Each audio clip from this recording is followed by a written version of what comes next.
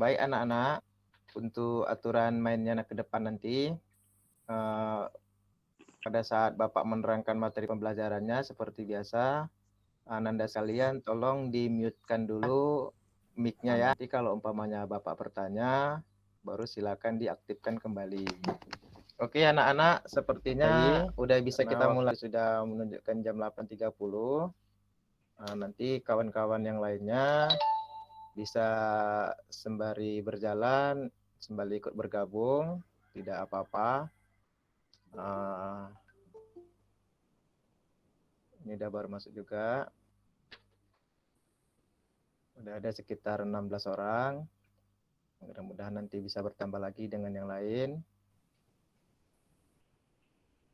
Bismillahirrahmanirrahim. Assalamualaikum warahmatullahi wabarakatuh. Selamat pagi anak-anak semua. Pagi Pak. Ya. Semangat pagi. Baiklah, pada pagi hari ini Bapak akan coba menampilkan atau pada sesi ini Bapak akan menjelaskan mengenai merawat baterai atau materi tentang perawatan baterai. Nanti di sini kita akan membahas mengenai cara melakukan perbaikan pada sebuah baterai. Baiklah, coba Bapak tampilkan dulu.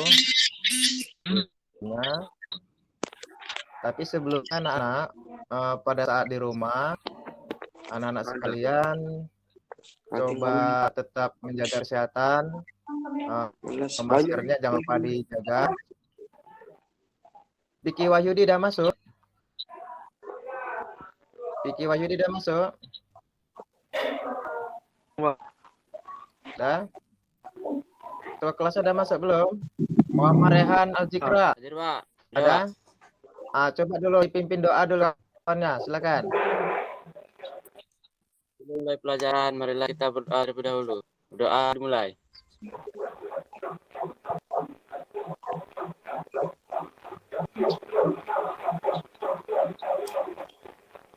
Doa selesai. Tampil anak-anak. Oke anak-anak, pada pagi hari ini kita akan mulai pelajaran kita, di mana kita melanjutkan pelajaran dari materi sebelumnya. Sebelumnya itu kemarin kita membahas mengenai engine 2 langkah dan engine 4 langkah. Nah sekarang kita pada pagi hari ini mempelajari mengenai merawat baterai. Tujuan pembelajarannya setelah mempelajari secara keseluruhan materi kegiatan belajar dalam materi ajar ini, peserta didik atau Ananda sekalian diharapkan mampu menjelaskan dan merawat baterai dengan benar. Nanti harapan kita anak-anak ke depannya. Ada sedikit ini Bapak kasus mengenai baterai, di mana Bapak ada gambar A. Kira-kira dari gambar A ini apa yang bisa anak-anak lagi ngengkol, Pak. Lagi ngengkol motor, Pak. Ngengkol motor ya? Iya. Kenapa dia ngengkol motor? Karena biar Honda. Gimana? Baterai habis. Baterainya udah nggak bisa dipakai lagi gitu ya? Iya, Pak. Jadi dia menghidupkan motornya itu dengan cara di Engkol. Kemudian ada gambar B. Ini juga kira-kira sama gimana itu? Hidup dengan dinamo starter. Iya, baterainya tidak bisa menghidupkan dinamo starternya juga kan. Jadi kesimpulan dari kasus studi kasus di atas yaitu baterai sudah rusak atau tidak memiliki tegangan. Materinya pembahasan mengenai fungsi dari baterai, di mana baterai merupakan sumber energi listrik yang digunakan oleh sistem starter dan sistem kelistrikan yang lain. Di mana yang pertama yaitu saat mesin mati sebagai sumber energi untuk menghidupkan aksesoris dan penerangan dan sebagainya. Kemudian saat starter untuk menghidupkan sistem starter. Inilah sama seperti yang digambar atas tadi. Kan gitu kan?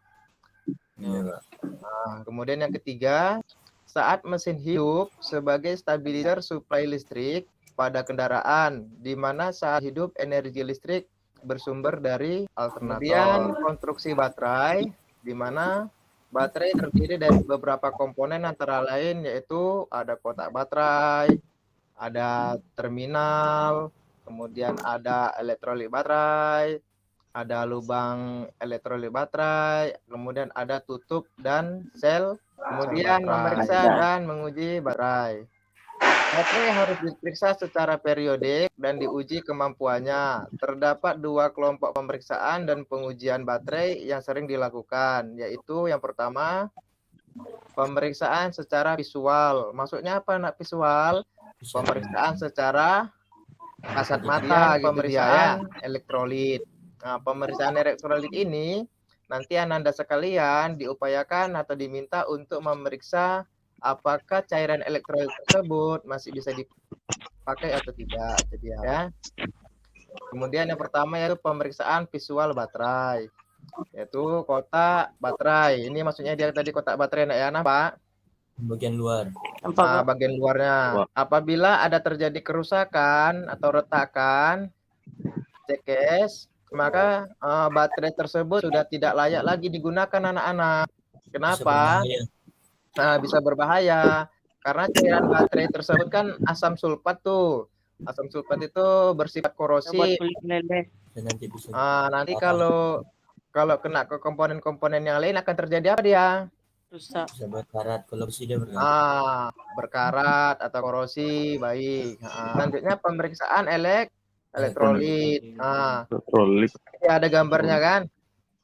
Jadi pemeriksaan elektrolitnya itu cairan air baterainya itu harus diperiksa apakah dia masih layak atau tidak gitu ya. Nanti di situ ada ukurannya. Nah, di sini yang gambar sebelah kanan udah nampak. Pemeriksaan berat jenis elektrolit. Jadi pemeriksaan berat jenis elektrolit ini tadi itu sebesar 0,007 setiap perubahan 1 derajat Celcius. Maksudnya apa? Jadi setiap umpamanya dari 20 ke 21 derajat Celcius itu berubah setiap 1 derajat Celciusnya adalah 0,007 gitu ya. Jadi spesifikasi berat jenis normal ditentukan pada suhu 20 derajat Celcius. Ya. Oleh karena itu saat pengukuran temperatur elektrolit harus diamati. Ya. Ini dia ada rumusnya, Nak. Rumus untuk mengoreksi hasil pengukuran. Pengukuran apa, Pak? Pengukuran cairan elektrolit tadi. Di mana di sini ada S 20 derajat Celcius. Itu maksudnya apa, Pak? Maksudnya itu berat jenis pada temperatur 20 derajat Celcius gitu dia. Nah, ST-nya ini nilai pengukuran berat jenisnya. Maksudnya hasil pengukuran berat jenis pada saat itu, pada saat kita melakukan pengukuran, ya. Kemudian ditambah 0,007 dikali T-nya apa? Temperatur elektrolit saat pengukuran. Maksudnya kayak mana, Pak? Kan gitu kan? Maksudnya itu temperatur pada saat kita mengukur cairan elektrolit itu berapa gitu dia. Contohnya kalau di Dumai itu kisaran 35 sampai 38 derajat Celcius. Jadi kita rata-ratakan aja lah 35 derajat Celcius. Jadi temperaturnya ini, T-nya ini adalah temperatur pada saat pengukuran, yaitu 35 derajat Celcius. Dikurang 20. 20 ini apa, Pak? Nah, 20 ini temperatur pada saat pengukuran. Maksudnya pengukuran spesifikasi pengukuran normalnya gitu dia, 20 derajat Celcius. Ya. Dari rumus ini ada anak-anak yang mau tanyakan? Sudah, lanjut. Oke. Di sini hasil pengukurannya, Nak. Di sini ada hasil pengukuran tadi itu. Ini ada tindakannya gitu dia.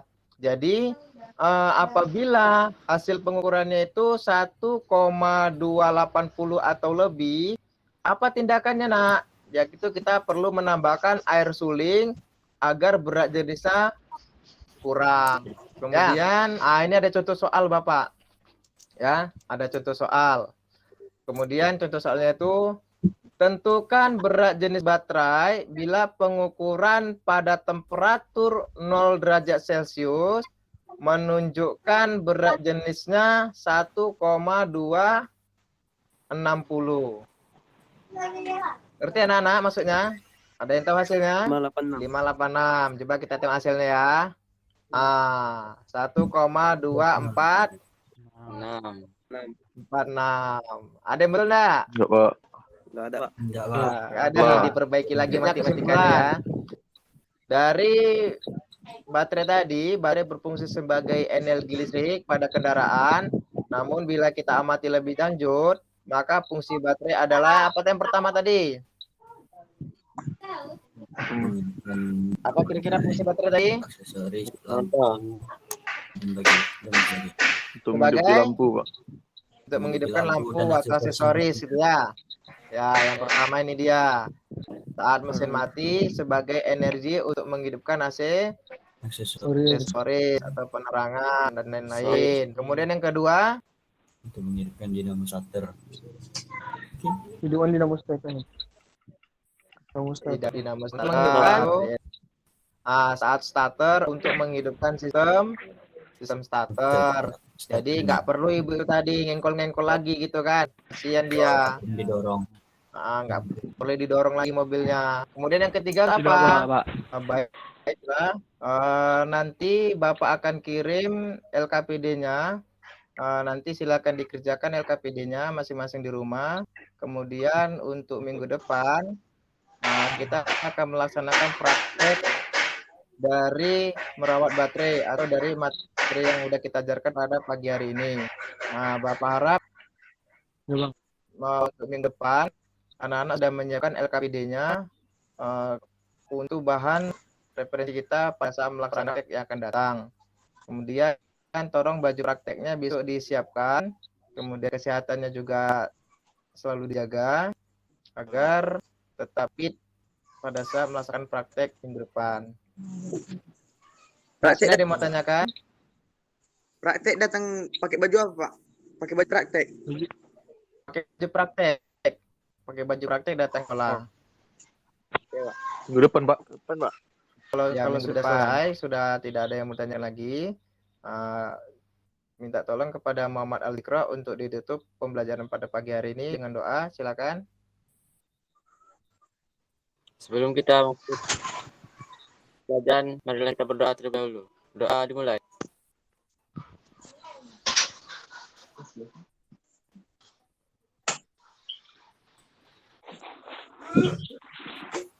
Selesai.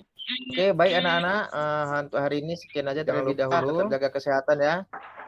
Minggu depan dipersiapkan LKPD-nya, disiapkan baju praktiknya. Kita akan melaksanakan praktek di sekolah terkait materi yang telah kita pelajari pada pagi hari ini. Ya. Sekian aja terlebih dahulu. Wassalamualaikum warahmatullahi wabarakatuh.